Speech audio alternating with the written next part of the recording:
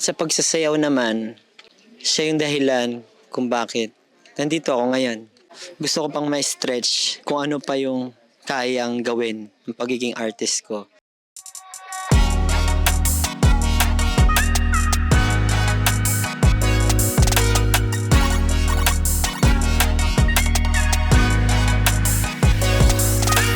Very rare to see his dancing.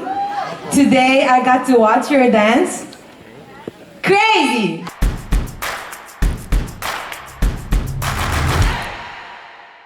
Hi ATM! Ako nga pala si J2X and we're here para sa Stella Dance Jam.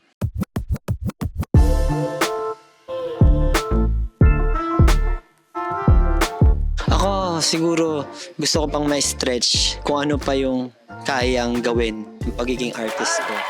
Dahil naipakita ko na ang aking pagrarap at pagkanta, gusto ko rin ipakita sa inyo ang aking pagsasayaw. Sa music, sa pagsasayaw, kahit sa pagdedirect, sa anong bagay. Kumbaga kung ano pa yung hindi ko pa nagagawa na pwede ko pang gawin sa mga susunod, talagang ibibigay ko pa rin yung best ko.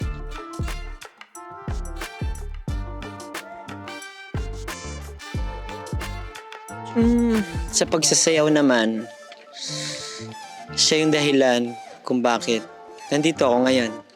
Yung pagsasayaw. Pero dahil na din siya sa music, kumbaga, kaya ako nagsasayaw. Yun. So kumbaga, dahil sa pagsasayaw, dinala niya ako kung nasan ako ngayon.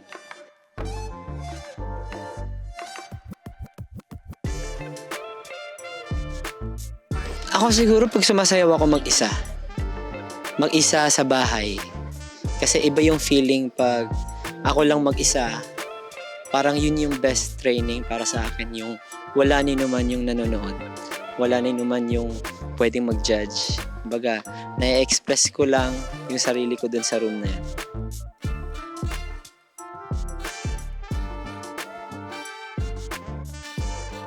Gawin niyo lang siya ng gawin. Ibigay niyo yung best niyo doon. Talagang hindi siya madali. Darating araw mapapagod ka. Kasi nakakapagod naman talaga ang pagsasayaw. Pero yun nga, kung meron kayong gustong marating, dapat willing kayo to suffer it. So, kumbaga, lahat ng gusto mong maabot, hindi madali.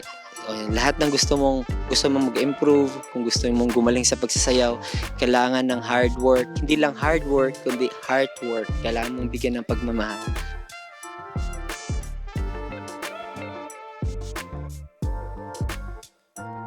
Ngayon, naghahanda ako para sa next i-release ko. So, gumagawa ako ng music, nagsusulat, nagko-choreo na din ng panibago sa kung ano pang pwedeng ilabas sa susunod. You're amazing. Thank you so much. Thank you, ATM.